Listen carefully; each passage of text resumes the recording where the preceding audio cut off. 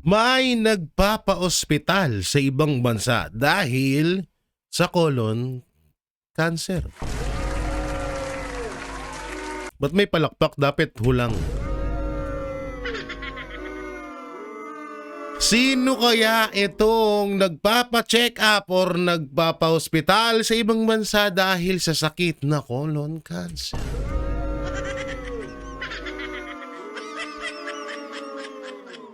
At ito, Senator Marcoleta, binasag ang mga reporter sa GMA News. Ay, pahiya ba? Grabe, no? Supalpal ang mga bias na reporter ng GMA matapos interviewin si Senator Marcoleta. Basag. At syempre, bago tayo humapunta doon sa mismong topic natin kung sino nga bang kilalang personalidad or ano ng isang gobyerno ay nagpapacheck up sa ibang bansa sa mamahaling ospital dahil sa sakit na colon cancer. Sino kaya iti? So syempre, wag niyo pong kalimutan na i-like page natin sa J. Guevara na TikTok account at JG Banateros ang ating Facebook page. Lumabas ka. Ayan, lumabas na nga. So yan po ang ating Facebook page. At ayun, disclaimer po ha, yung Facebook page po ni Master Judea ay nahack po. At ito po ay nangihingi ng mga GCash, no? Ulit, ito pa, warning po sa lahat ng supporters ng Duterte at mga Banateros brothers. Kapag may nag-chat po sa inyo at nangihingi ng pera at ang gamit po na account ay mga pangalan po namin, isa sa mga Banateros brothers, hindi po yan totoo dahil never po kami nanghingi ng mga donasyon sa anumang ginagawa ho namin. No, never po kami nanghingi dyan, no? At kung may charity work naman po kami ng Banateros ay una-una ay sa sariling bulsa ho namin yun kinukuha. At never po kaming nanghihingi. No, at ang Banateros din po ay tumutulong nang hindi rin kami nanghihingi ng kapalit at hindi rin kami nanghihingi kung ani-kanino. Kaya mag-ingat po kayo sa mga scammer. Maingat po kayo sa mga scammer ha. Dalawa ang taang mga kawatan ngayon, no? May social media at merong mga nasa gobyerno.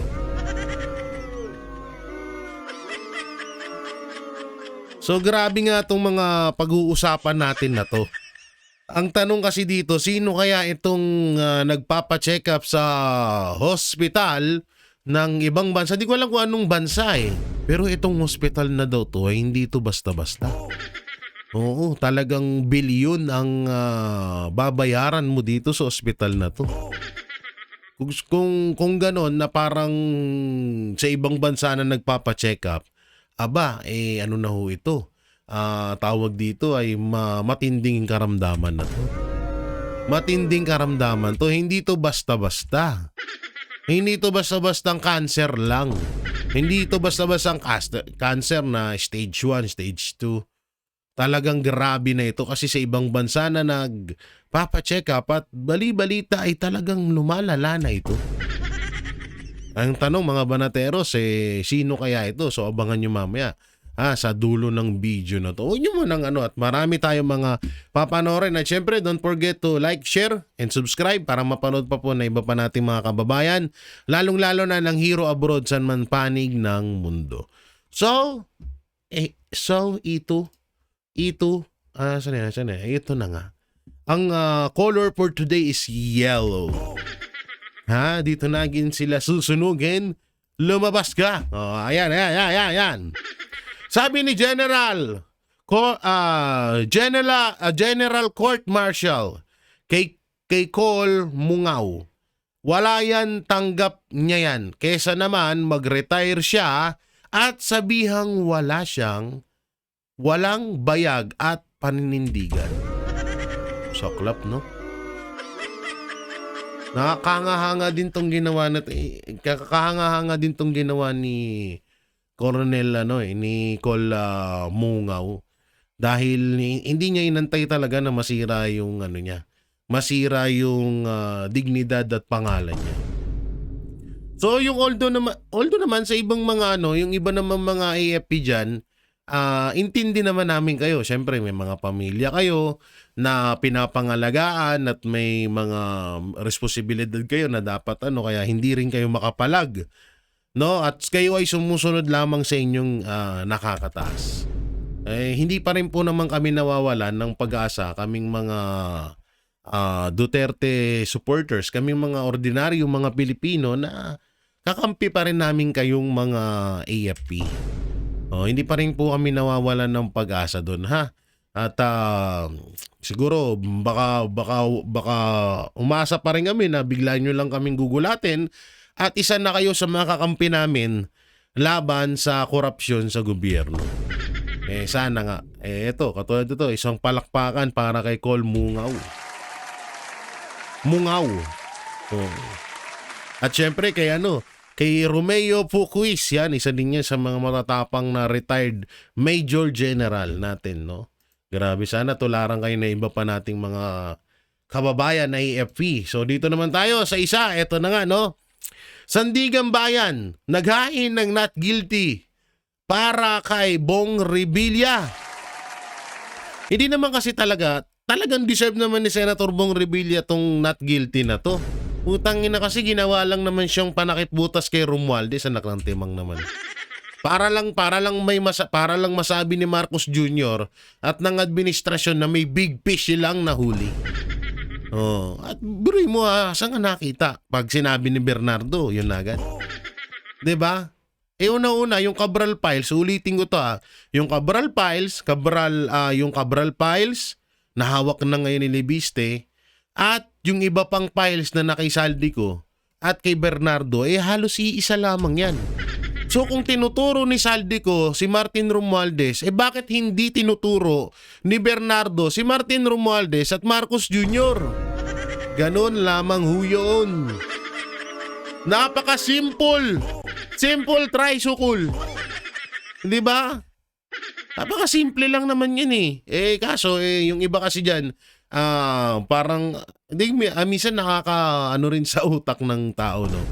Yung ibang mga kababayan natin, mga Pilipino, ang gagaling nating mangusga pero hindi muna natin inaalam yung totoo. Alam nyo, ako binabanatan ko to si Senator Bong Revilla, former senator. Diba? Nung nandun siya sa alyansa, nakita naman natin yun at napapanood nyo naman siguro sa akin yan. Hindi tayo bias na bigla na lang kumampi dito kay Senator Bong Revilla, no? So ang nakikita ko kasi dito, una walang maipakitang ebidensya laban sa kanya. Ang gusto kasi natin dito makulong yung mga mastermind. Sabihin na natin na sige, kasama si Senator Bong Revilla doon. Anong niya doon? Siya ba yung mastermind? Ang tanong, nakulong si Senator Revilla, natigil ba yung korupsyon? Tanong lang. Natigil ba yung korupsyon? Wala. Ganun pa rin, mas lumalala pa nga Kasi nga, yung mga mastermind na dapat yun talaga ang makulong. At dapat ay yun ang nandyan sa kung anong kinakalagyan ni Senator Bong Revilla. Malaya ngayon. At baka siya nga yung nagpapacheck up sa ibang bansa. Binigyan ko kayo ng clue,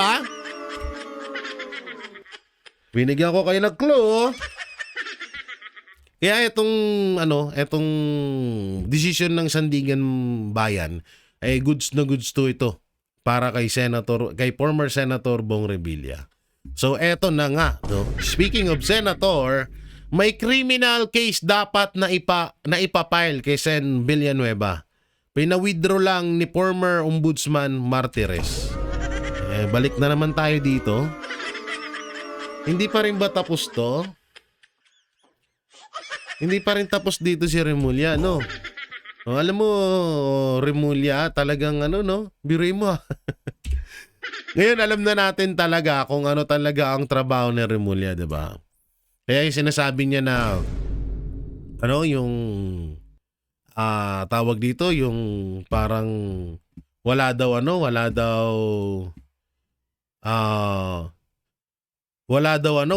kikilingan, wala daw papanigan. 'Di ba? Sabi niya wala daw sisinuhin.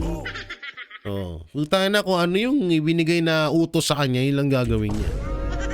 Ang utos sa kanya, ubusin lahat ng mga senador na pwedeng pumirma or tumutol sa impeachment laban kay Vice President Sara Duterte. Ayan na, ginagawa niya na ngayon. Ang galing mo, motherfucker. Diba? Baka Remulla yan. Alam mo naman natin yung yung tatak. Ayun ang mga yung tatak Remulla.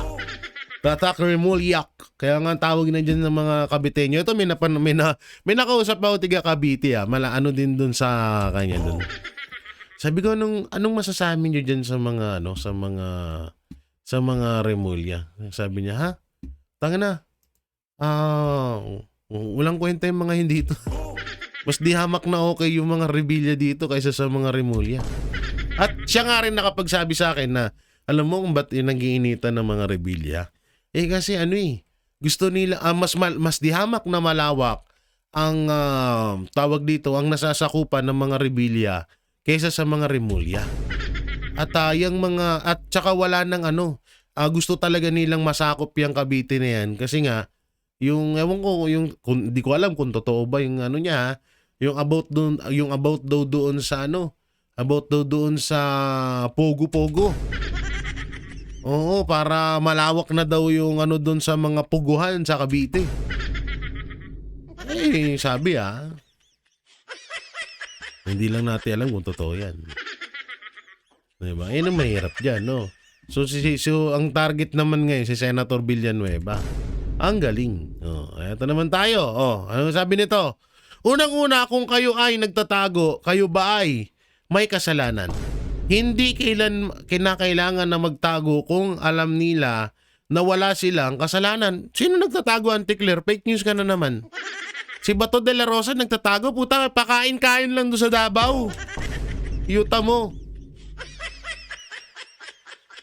Pakain-kain lang sa Davao si Senator Bato de la Rosa. Anong sinasabi mong nagtatago? Nasa Pilipinas lang naman yan. Ang nagtatago katulad niya nila Saldico. Diba? Asa si Saldico, diba? Nasa ibang bansa. Yan ang mga nalihitim mong nagtatago. Diba? Pero yung mga nandito sa Pilipinas at nakikita natin, naka-video pa yung mga pagkain, yung kung paano umano si Senator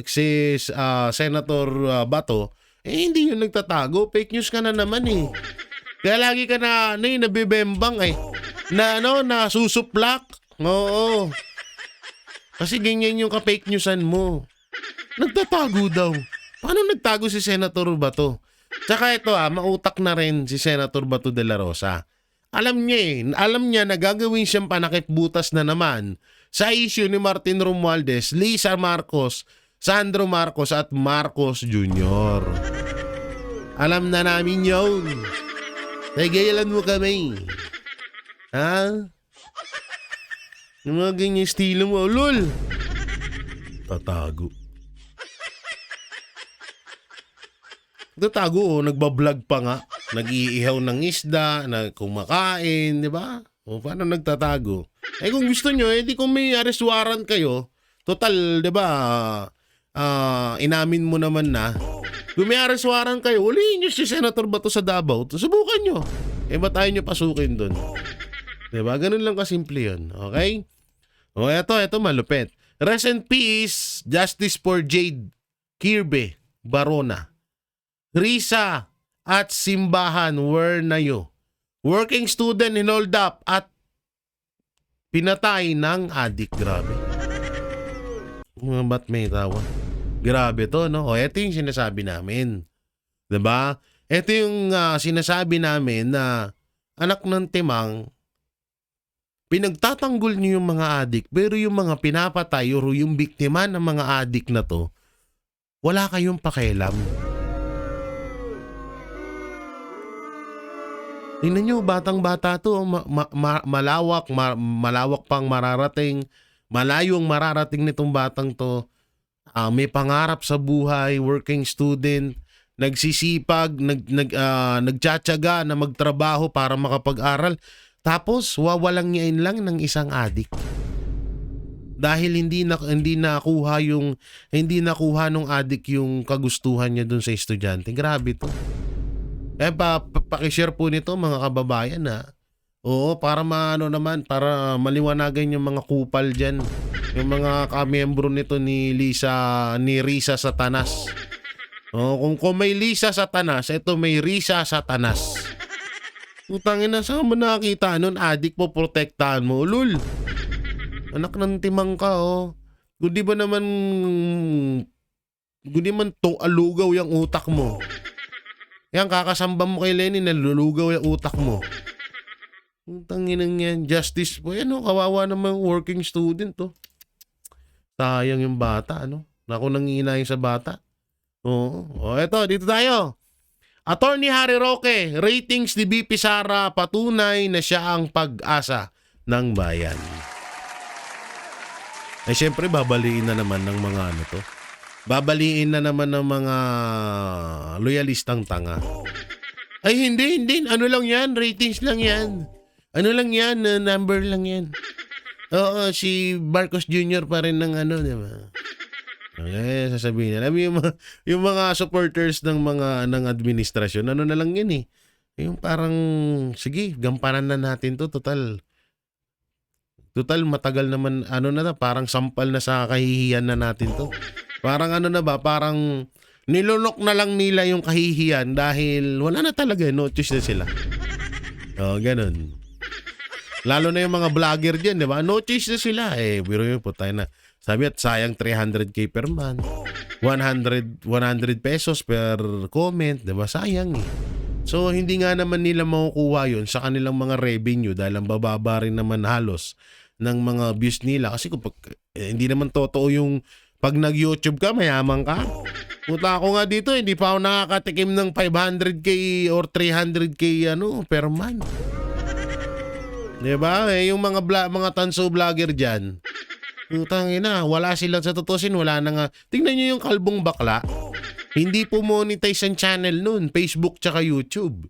Pero, yung mayaman.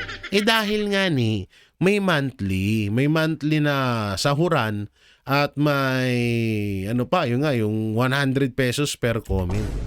Grabe nila paglaruan yung pera natin, no? Oo, sa mga pati mga vlogger na mga damuho nakikinabang na. Ang tindi nyo. Iba ang iba ang karakas nyo. Oo, talagang hindi. Pero soon naman, alam nyo yung mga ganyan, may balik yan eh. May karma yan. Lalo't yung perang napupunta sa'yo, ipinangpapakain mo sa pamilya mo. Puta na, napakadelikado niyan. Kung hindi ikaw ang karmahin yung isa sa mga kamag-anak mo, kaya wag naman sana mangyari sa inyo. Alam nyo, kahit siguro ako sarili kong opinion, kahit wala ng ratings about kay BP Sara, kay Marcos Jr., putang ina. Ngayon pa lang napipil na ng mga Duterte supporters. Hanggang ngayon nga ang piling pa rin ng mga Pilipino ay si Pangulong Duterte pa rin ang presidente ng bansang Pilipinas. At si Marcos ay ang isang hudas sa gobyerno lamang. Tinuturing bang Pangulo si Marcos? Mamaya ipapakita ko sa inyo ba't hindi siya tinuturing, ha? Mamaya papakita ko sa inyo. Dito muna tayo. Ano to?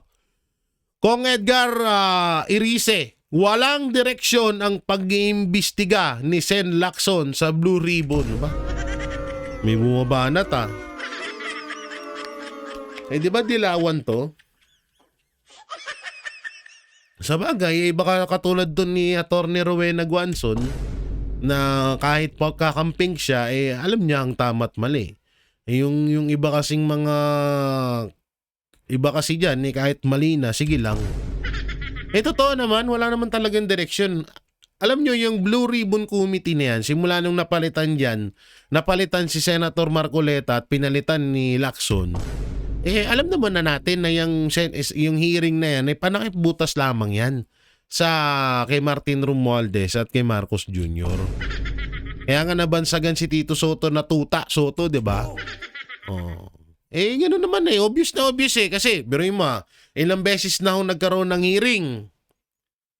O ilang beses din nagkaroon na papunta na yung issue kay Martin Romualdez, biglang inuurong. 'Di ba? Napansin niyo yan. At hindi lang ako nagsalita niyan. Hindi lang ako nakadiscover niyan, pati sila Senator Amy Marcos at Senator Marcoleta. Pag alam na nilang papunta na kay Martin Romualdez at kay Marcos Jr. yung issue, ayan na. Puta na, nag-ano na. Tawag na dito, naghahanap na ng alibay para lang mahaliis yung para hindi mapunta sa Malacanang ang issue. Diba? So ganun ginagawa nila. Kaya yung Senate Blue Ribbon hearing na yan, puta na, walang kwenta yung hype yan. Walang kwenta yung namumuno dyan eh. Malamang walang kwenta din yung patutong yung bunga niyan. Saan ka ba naman nakita na isang nasaganang puno? Ang taba-taba ng puno, ang ganda-ganda ng puno, tapos ang bunga bulok. Walang ganun. Diba? Lahat ng bunga bulok, kala ko kagaguhan yun. Wala ka rin makikita na bulok ang puno, tapos yung bunga, maganda, kagaguhan din yun. So ganyan yan. Bulok ka namumuno sa Blue Ribbon Committee. Ano ba ang ano dyan? Ano ba ang magiging bunga niya? Hindi puro kabulukan lang din. Tigilan nyo kami. Alam namin yung mga karakas nyo, mga yudipunggol kayo. So dito tayo. Isa pa. Eto. Ay, putang ina. May binibida na naman siya, Mas murang kurinti para sa 4-piece members. Binigyang pansin ni BBM. Binigyan lang naman pala ng pansin. Binigyan lang naman pala kayo ng pansin. Wala naman palang sinabing gagawin.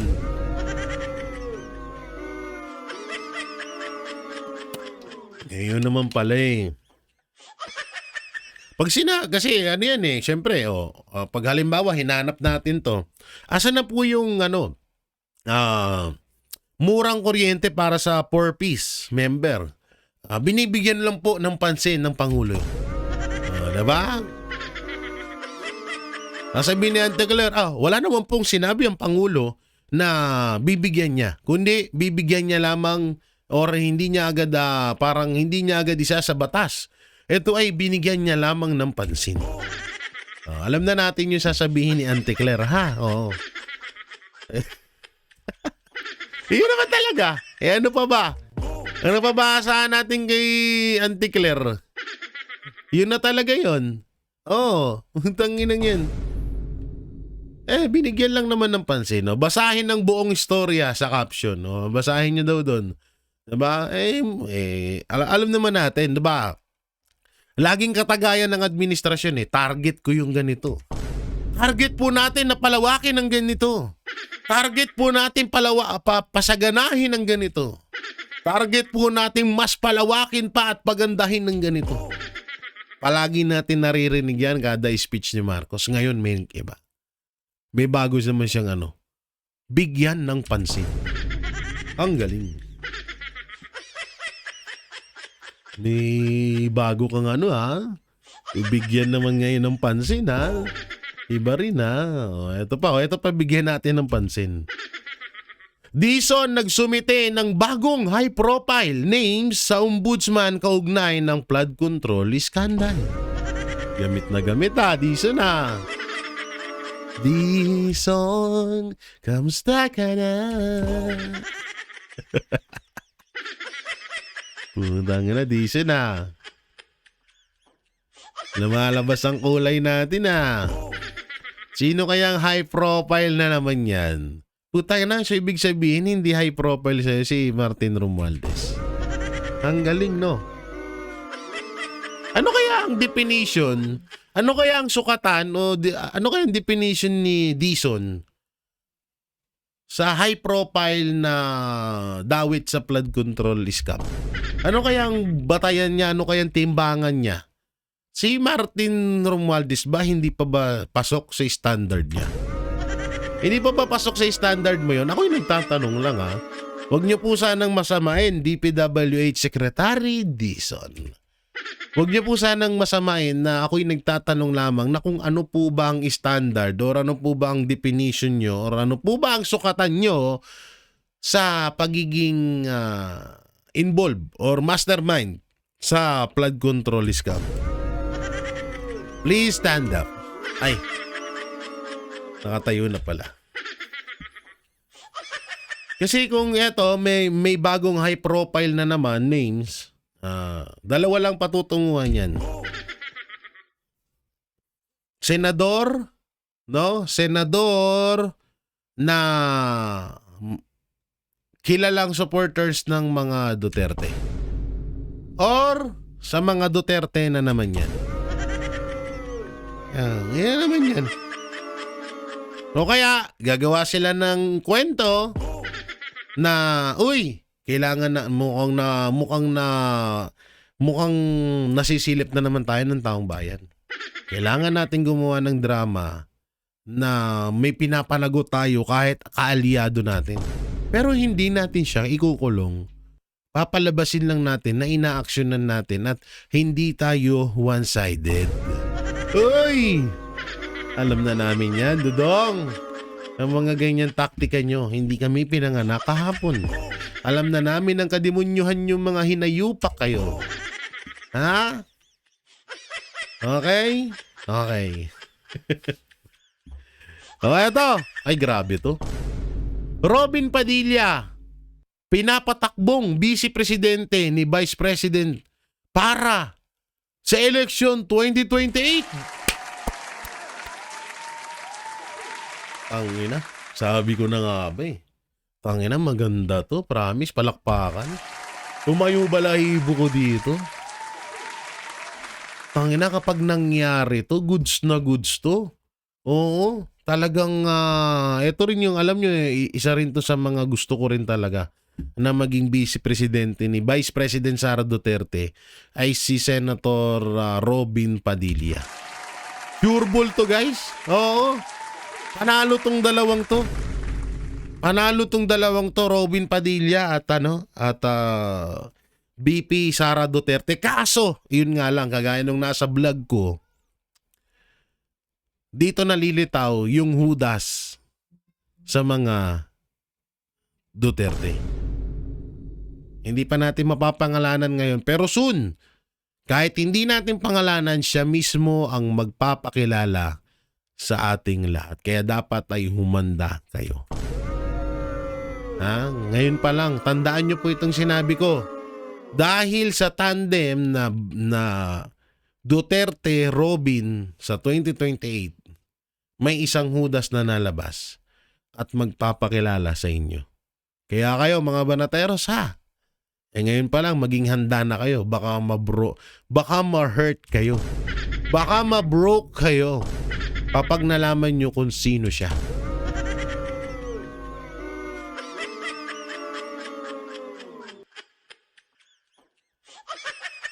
Kahit ako nung narinig ko, hindi rin ako makapaniwala eh. Pero nung habang kinukwento sa akin, puta na. Dati pa pala siyang kupal.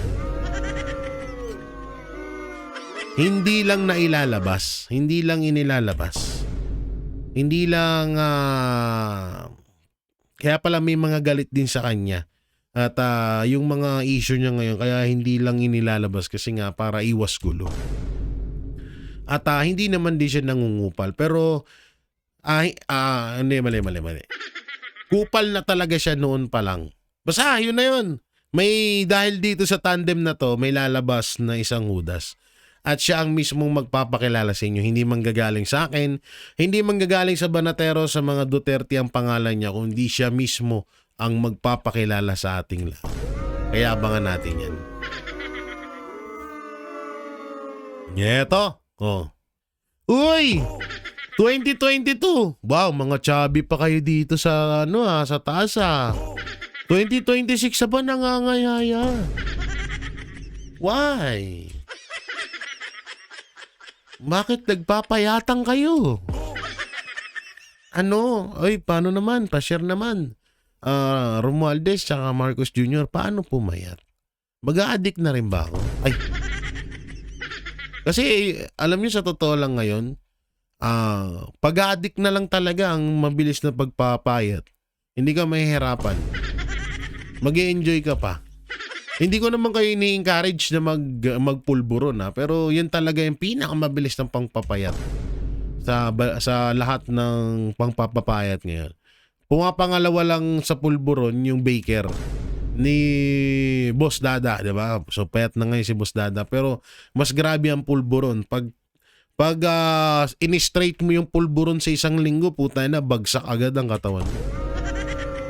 At depende rin kung ikaw ay may sakit. May malalang sakit lalo na sa bituka. Ay nako. Ha? Dito tayo. Ethics complaint, hinain laban kay Lacson. Hindi pwedeng palampasin ng ganito. Iyon ang magiging direksyon namin. Puta na, niyayari ni Marcoleta si Lacson ngayon. Hindi kaya ma-hurt yan, Senator Marcoleta? Si Ping? Oo, masyado mo daw siyang piniping... Ayoko ituloy. Masama yung kakalabasan. Masyado mo daw siyang inaaping. Ito pa. Lacson, nagtataka umano kung bakit sasampahan siya ng ethics complaint ni Marcoleta. Nagtaka ka pa? Tulonggis talaga kayong dalawa, no? Walang yatong dalawang to. Pakatutulonggis. So eto. Ano to? Kita. Maupay nga kalsada, Barangay Taunan, Leyte. Grabe, no? Puta, eto, human na or gawa na yung kalsada pero sinisira. Eto, sira, ayaw gawin. So, tutusin kahit saang lugar, ganyan ang nangyayari ngayon eh. Kung ano yung mga kalsadang buo, sisirain. Tapos yung sira, ayaw gawin. Only in the Philippines. Only in the Philippines. Wala na, ganyan na yan eh. Eto naman tayo. Vince Dizon, sa chopper lagi nakasakay. Never naranasan ng lubak-lubak na daan. Kaya naman pala eh. Utang ina eh. Mag-ano ka ng kalsada sa mga barangay eh. Naka-chopper ka. At sa bagay, okay naman din yung chopper na yan kasi mabilisan. Tapos pwede mo pang gawin lahat doon sa taas. Kahit magbomba ka doon. Ay, ano bang bomba? Chopper pa more. O eto, ano ba to? Kung pulong binatikos ang pag-eksena ni Busita sa Davao City. Nakakapagtaka talaga sa laki ng Pilipinas dito sa Davao na piling umeksena ni Mr. Busita kung makasigaw sa mga city employees na maayos naman ginagawa ang trabaho nila. Akala mo siya ang hinalal para mamuno sa syudad. Dito kasi, ang pinupunto kasi dito ni Pulong yung about doon sa attitude ni Busita. Hindi ho doon sa sinisita ni Busita na halimbawa may isang lalaki na nahuli or tapos nagsumbong sa kanya, hindi ho sa ganun. Kung lumabag man yun or may violation man yun, hindi yun yung pinupunto ni Pulong. Ang punto rito ni Congressman Pulong yung mga empleyado na parang sinigaw-sigawan at parang inangas-angasan ni Busita. At talagang alam nyo sa totoo si Busita ay pinapanood ko rin ho ito lagi. At nakikita ko rin naman kung gaano siya talaga umasta. Minsan talagang may pagka may pagka alam mo yung presko. Oo, yun nga lang wag sa Davao kasi putay na kung siga ka, masiga ang mga tao diyan. Yari ka diyan. Oo. Kung dito sa amin ang kinakatakutan sa buong Maynila ay Tondo at pumapangalawa tong lugar namin dito. Sa tutusin parang pantay na nga eh. Dami ng adik sa labas. Sa Davao naman ang isa sa mga kinakatakutan na talagang wag kang sisiga-siga dyan. Tsaka okay naman magisiga ko nasa ka naman nasa tama ka naman. Pero kung magigisiga-sigaan ka tapos parang gusto mong katakutan ka or underin mo ang isang tao, mali yun. Ayun yung pinupunto dito ni Congressman Pulong na yung mga empleyado nga na parang sinigaw-sigawan ni Colbusita. At oo nga pala, Colbusita, no? Kamusta na yung tropa mong, yung sa party list, yung One Rider? Kung tayo na, pukos na pukos sa confidential pa ni BP Sara yun,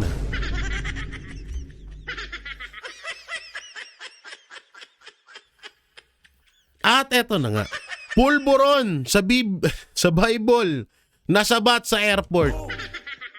Hindi malinaw kung sino ang umorder o tatanggap sana ng 55.3 million shabu na nasabat sa NAIA, Terminal 3. Nabitbit ng isang German national na inaresto matapos matuklasan ng Bureau of Customs ang droga sa inukit na Biblia at binalutan ng plastic at duct tape upang hindi mahalata sa inspection. Parang sobrang katangahan naman ito. Idadaan mo yung pulburon sa airport.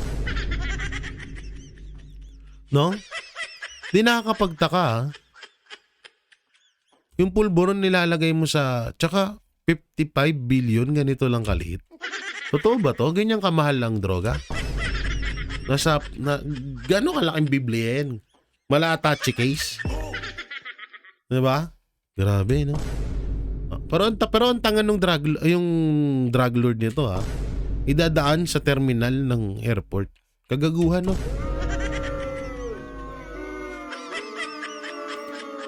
At kung halimbawang totoo man ito, ito ang dyan. Kung halimbawang totoo man to, puta na, hindi talaga nila nire-respeto yung Pangulo dito sa Pilipinas. Yan yung totoo dyan. Tindi, no?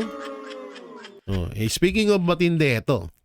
Ang katotohanan, ang Pangulo ay siyang nagtatrabaho at ang ilan ay nagbabakasyon lamang. Sabi ni PCO Jose Claire Castro Browner. Ay, iba pala apelido. Auntie Claire, parang bangag at may sayad na lang ang naniniwala sa presidente mo. Uy! At ang mga pinagsasabi mo, ikaw na lang ang naniniwala sa sarili mong pahayag kahit tanungin mo. Kahit tanungin mo yung mga PCO paid trolls. Sabi ni Sir Jason sa basag na naman si Auntie Claire. Ewan ko dito kay Auntie Claire. Ewan ko sa kay Auntie Claire, ha. Pero wala parang hindi rin kumpleto araw natin pag di natin na papanood yung ka-fake newsan ni Auntie Claire, no? Nakakamiss din. Eto, butang na naman. Sino nag-edit itong picture ni Marcos? Sobrang naman tabingin ng panganyan.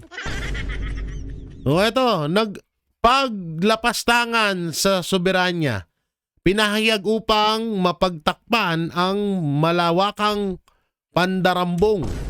Mariin naming ikinukundina ang tiwaling Administrasyong Marcos sa aktibong pagsuporta nito sa paglabag sa ating soberanya para pagtakpan ang malawakang pandarambong sa kaban ng bayan at wakasan ang lehitimong oposisyon. Grabe, no? Puta na, talagang gagawin nila. Nga ngayon yan nga yung kanilang ang kanilang plano na syempre malaking balita to mga banateros, mga kabiyaya. Kapag inaresto si Senator Bongo at si Senator Bato de la Rosa, puta na putok yung balitang yan. No? At hanggang sa mawawala na yung blue ribbon na yan, mawawala yung kay Martin, diba? Yung mga sa flood control na yan, ganyan na naman ang mangyayari dyan. Yan ang gagawin nila dyan. Kaya talagang gustong-gusto nilang mababaan ng arrest warrant ng ICC etong si Bongo at si Bato de la Rosa.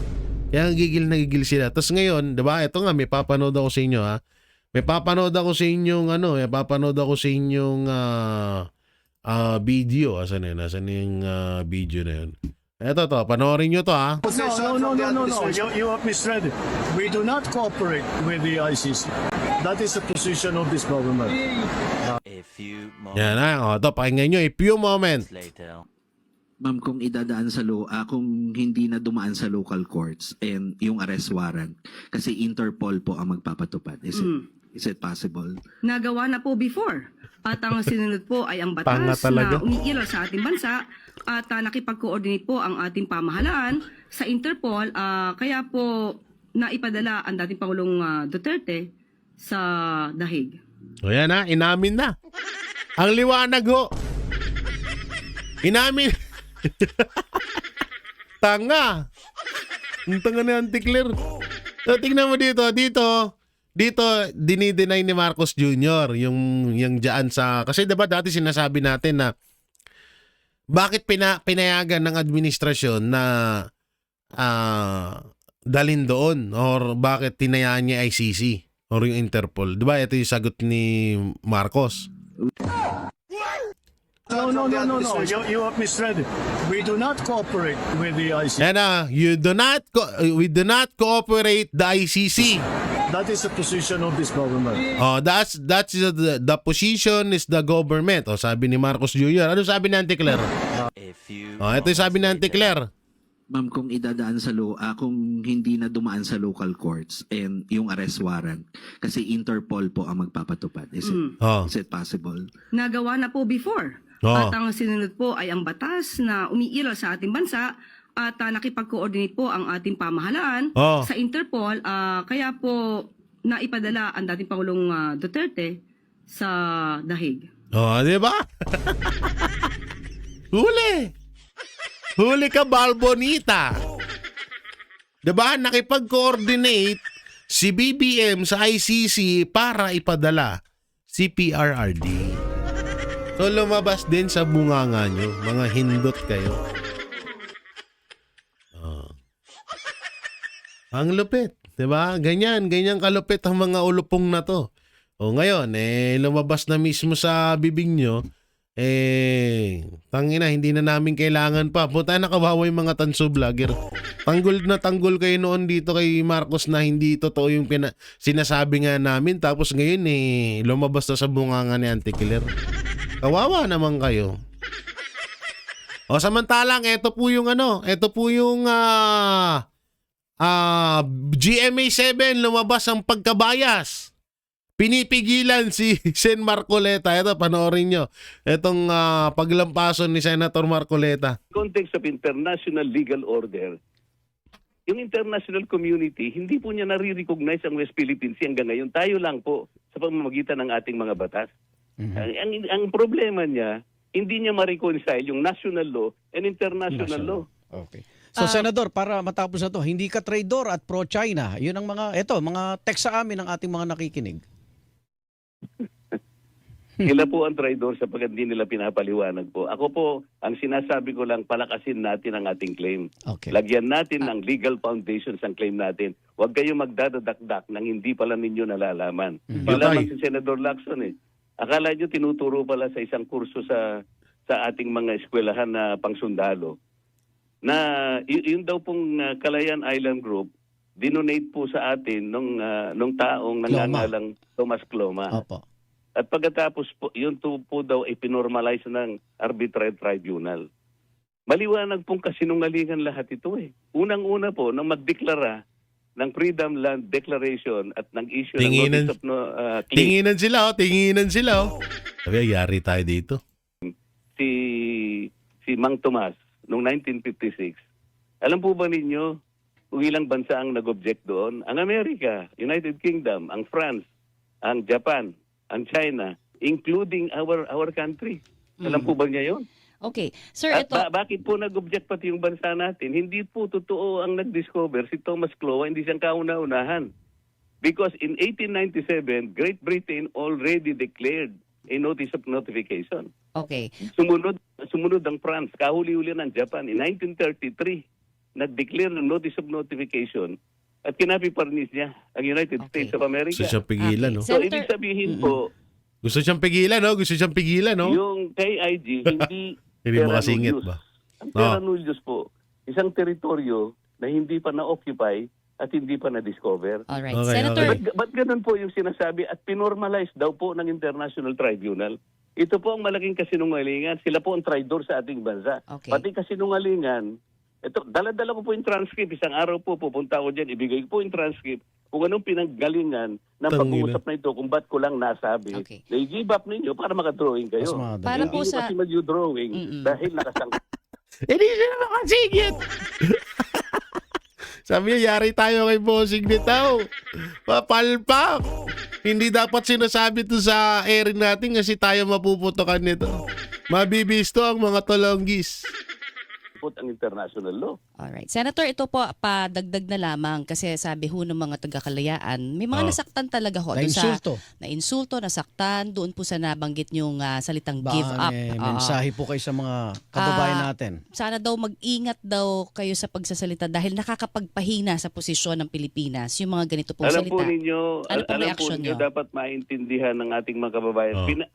Pinaapoy nila eh. In-agitate po nila yung kababayan natin. Sinasabi ko na nga, hindi po ganun ang sinabi ko. Kagaya ng pinapaliwanag ko ngayon. Opo. Pero dahil lang gusto nila imali, para i-agitate nila, para sa ganun magalit sa akin ang mga kababayan natin doon. Opo. Kagagawan po nito, sinasadya po nila ito eh. Aha. Hindi po ganun ang sinabi ko. Uulit-ulitin ko sa inyo, hindi ganun ang sinabi ko. I am only trying to dramatize na imposible kayong makadrawing nito dahil nga nakasangkot ang HISIS. Alright.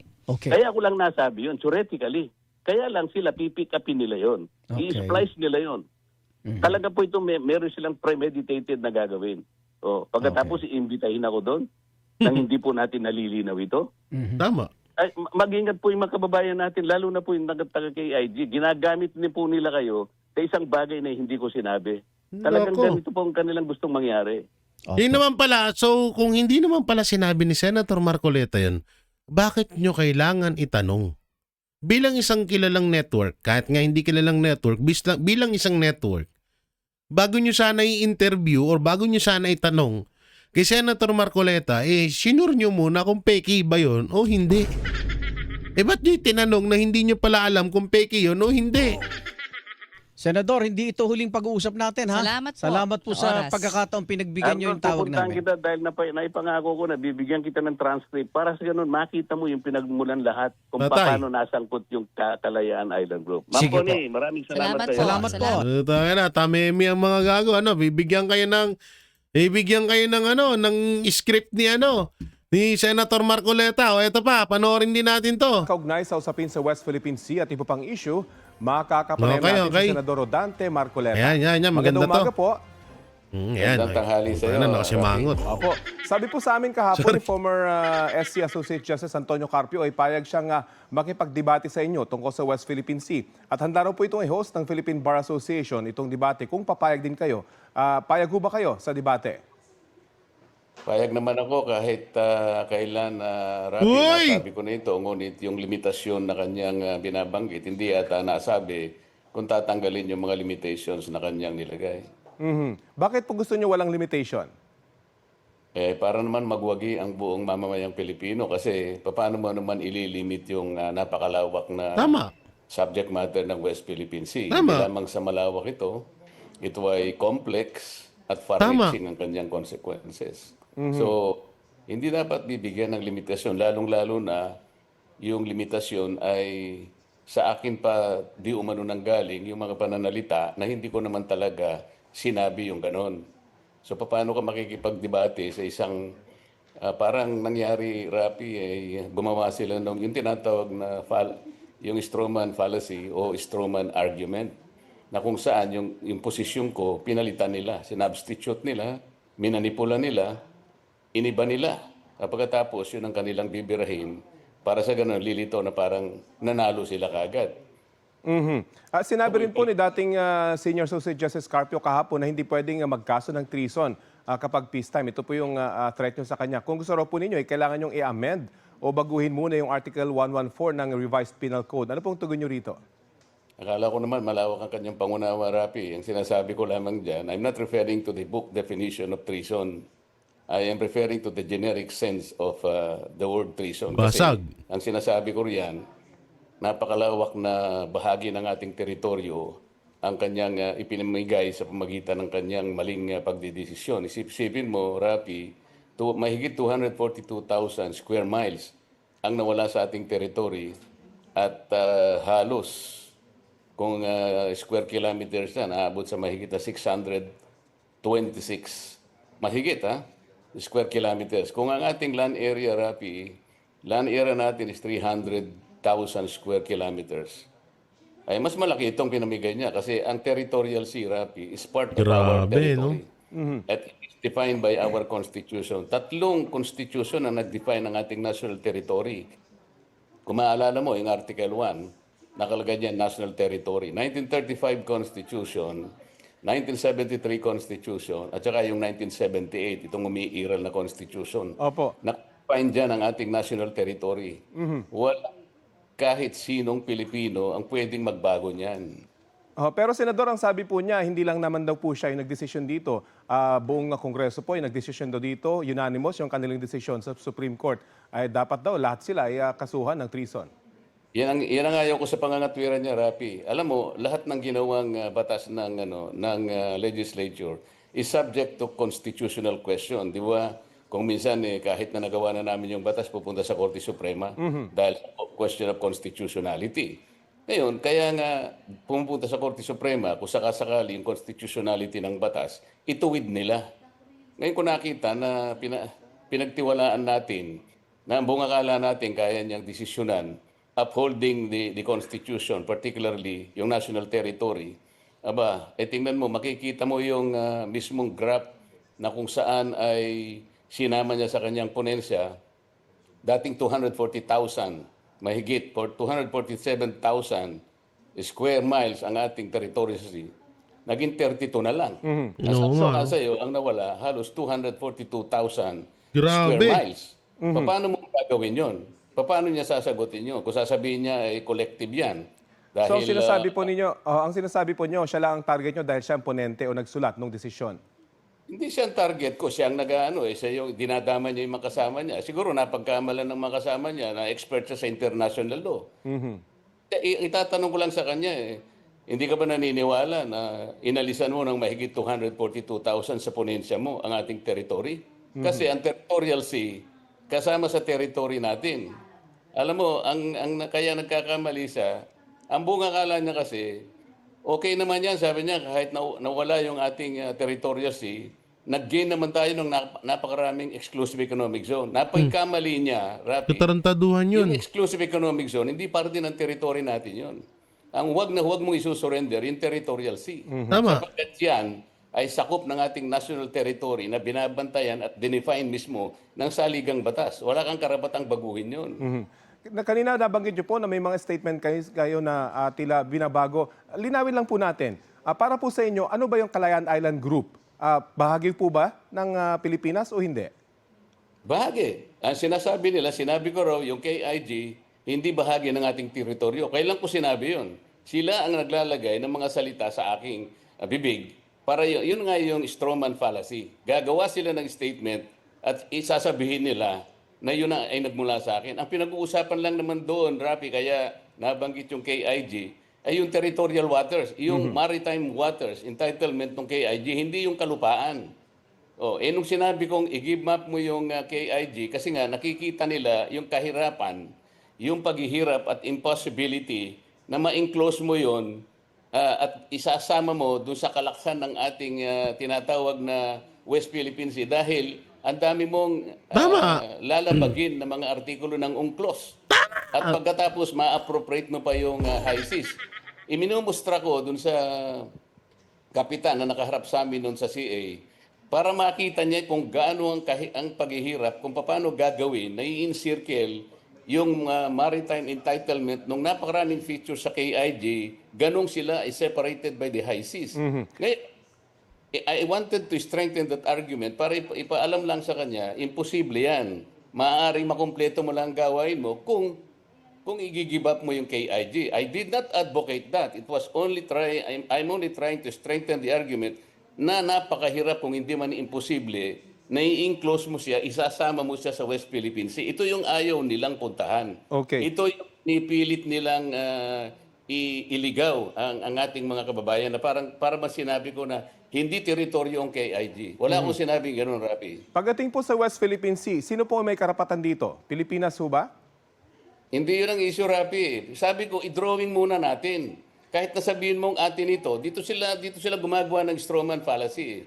Sinasabi ko lang, i-drawing natin ang hangganan ng West Philippine Sea sapagkat 14 years ago, minanduhan na, inorderan na sa pamagitan ng administrative order, presidential directive ito, Rapi, sinabi na sa NAMRIA, kasama yung DFA, i-drawing nyo yung mapa ng Pilipinas reflecting the West Philippine Sea at i-deposit ninyo kanya sa UN Secretary General at notify all international organization.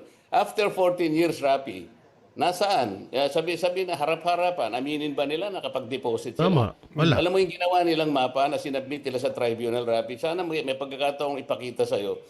Silang nag-drawing ng West Philippine Sea, silang hindi nagsama sa KIG. Meron ako mga mapa na sinabmit nila, napakarami nito.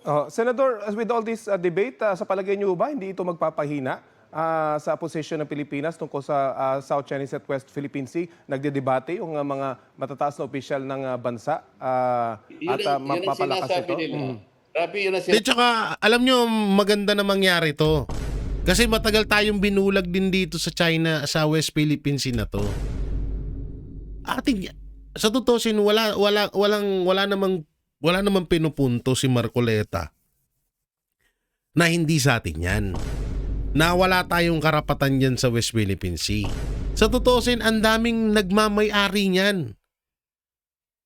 Paikot yan lahat Paikot China, Japan, Thailand, Vietnam, ano pa ba? Ano pa bang mga paikot yan. So, sa totoo lang, pag hinabol din ng ibang bansa yan, marami tayong mag-aagawan dyan.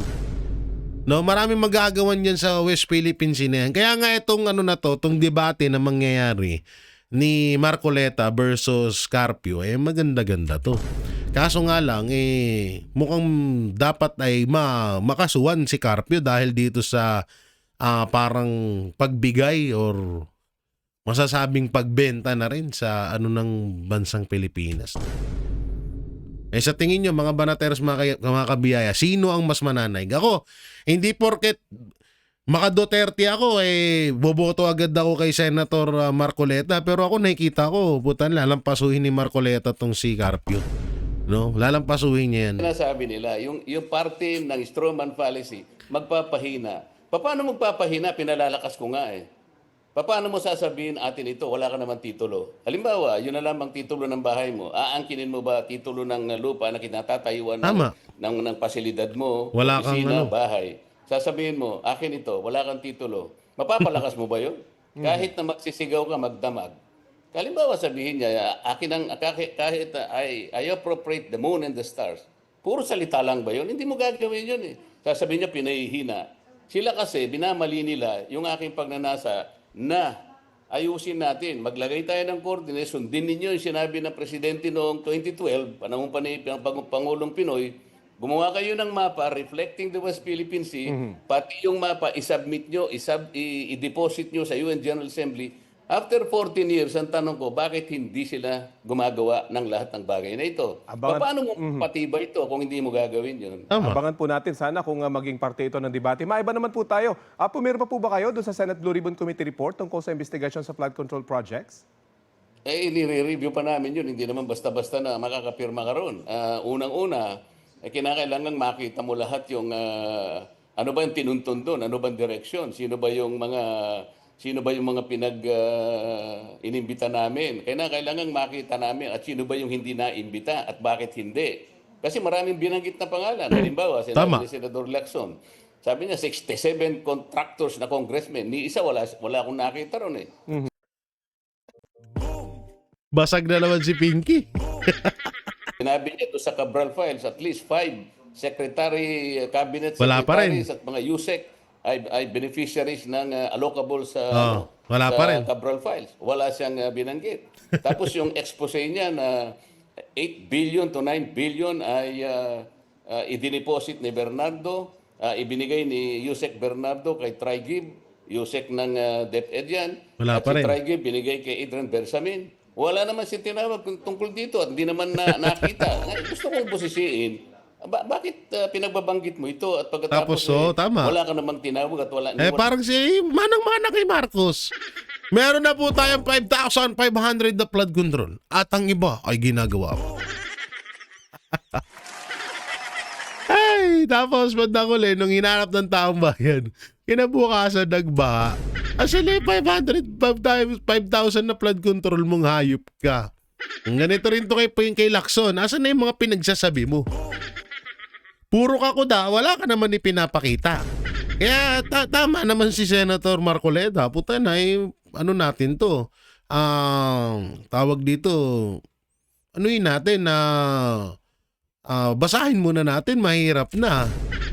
Oo, baka mamaya nagkakaleche-leche na talaga. Wala kang pinagtatanong, pati yung mga 11 na contractors na bahagi ng kanyang mga privilege speech. Ni isa wala siyang tinawag. At gusto kong makita sa committee report na kanyang idinrap kung nandito lahat ito. Bakit si Speaker Martin ganun lamang ang kanyang resolution sapagkat lahat naman ng mga nagtuturo sa kanya papunta sa pangalan niya. Senador, Opo, Senador, ang recommendation ng Blue Ribbon Committee kina Senator So, pinutol agad kay Martin Nung narinig lang si Martin Romualdez, pinutol agad Oo. Jingo Estrada, Chis Escudero at Joel Villanueva ay isa ilalim sa preliminary investigation. Ano pong may papayo nyo sa kanila bilang abogado at kasama nyo sa Senate Minority? So, in deference to the lawyers of my colleagues, ayoko namang akong imanguna sa kanila. Siguro kung isang araw tatawagin nila ako para magbigay ng konting legal advice, doon ko na lang sasabihin sa kanila. Kasi may sarili silang mga abogado, Rapi. Nahihiya naman ako na pangunahan ko sila. Very quickly po, panghuli na lamang, kailan nyo po gustong gawin yung debate? Kung maalis na yung mga limitasyon sana at ayusin nila, gawin nila in terms of proposition. Halimbawa, resolve that blah blah blah is blah blah blah. Affirmative ako, halimbawa, negative siya.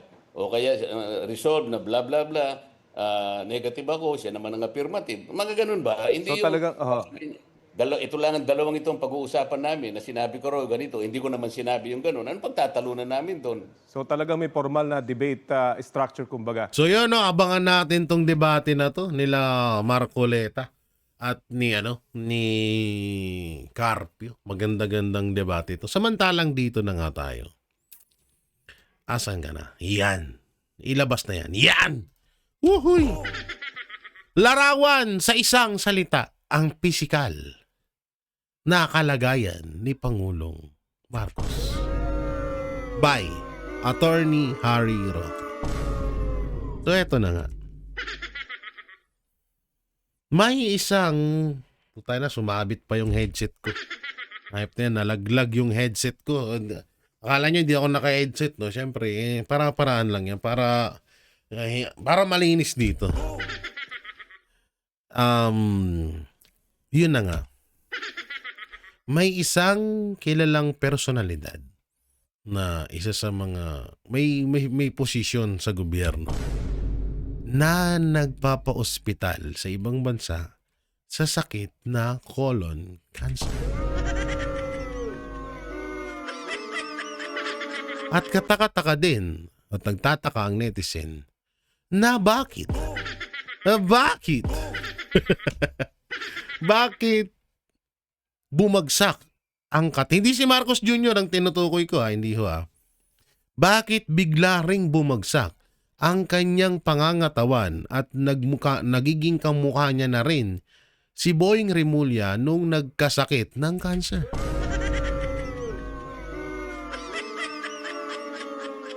Bakit? At sino ito? At ito po daw ay gumagastos ng bilyon sa ospital para lamang kaagarang masolusyonan or mapuksa ang cancer sa kanyang katawan.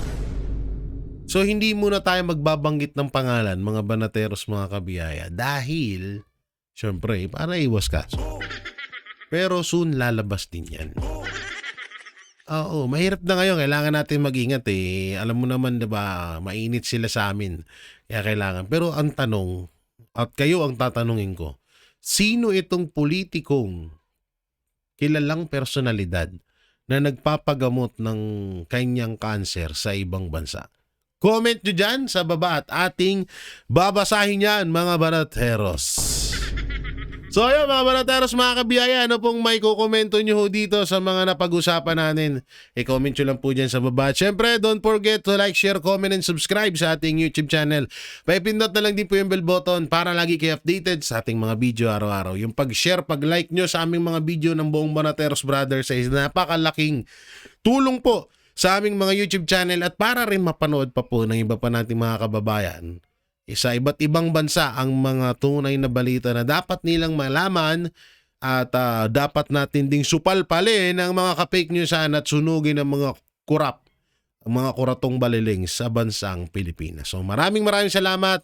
Ingat po kayo palagi. God bless and peace and bye-bye.